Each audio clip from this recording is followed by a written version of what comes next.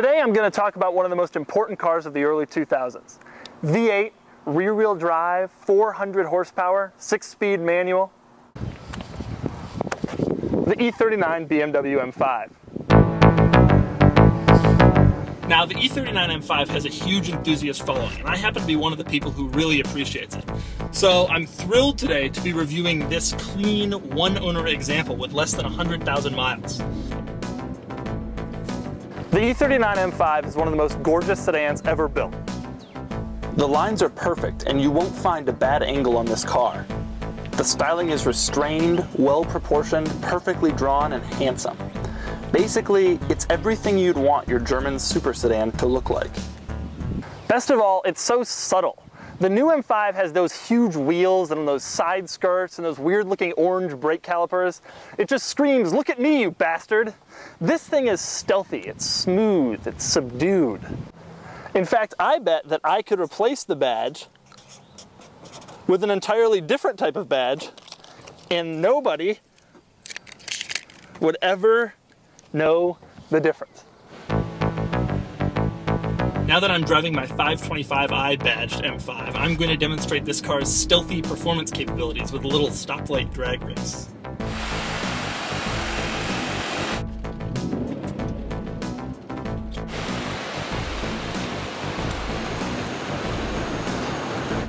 He thinks I have a 525i.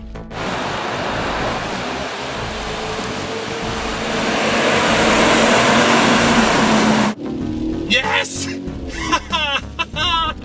Victorious! Okay, so that wasn't the most scientific test, but this car does really perform well, and part of the reason is it's fairly lightweight. To demonstrate that, I have a little comparison here. Now, this M5 weighs 3,900 pounds, whereas the new M5 weighs in at approximately 10 million pounds. Now, the difference between the two cars is 9,996,000 pounds. It's good for acceleration. It's also good for handling. In fact, this car handles like a dream.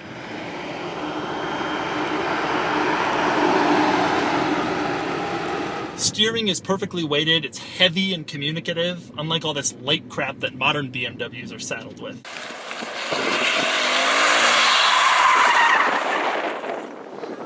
It's perfect. Who cares?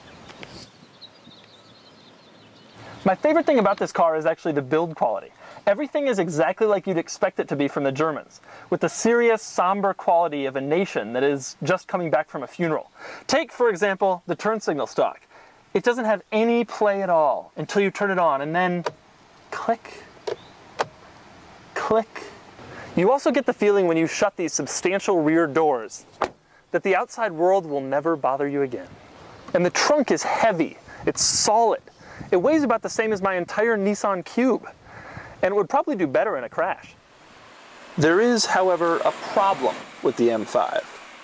The problem is that, like any German car of its age, this M5 is absolutely falling apart. I have here a list of its problems. There is the leaking cylinder head gasket cover that's putting oil into the motor. There is the radiator hose that's cracked, the leaking differential that needs to be replaced, the windshield washer fluid pump, which has a hole in it and therefore will not wash the windshield. There's the failed coolant temperature sensor. It needs a clutch, it needs brake pads and rotors. The cooling fan isn't working and the oil pan is leaking and needs to be replaced. Now the total for all these repairs, $8,703.66.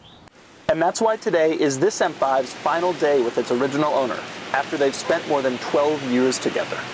That's right, he's selling it to CarMax. Now, CarMax won't sell this type of car. They're probably going to wholesale it right away. So that means it'll probably end up at a used car dealer near you. And when you see it there, think about the sublime handling and the excellent build quality. But before you buy it, make sure to get a mechanical inspection.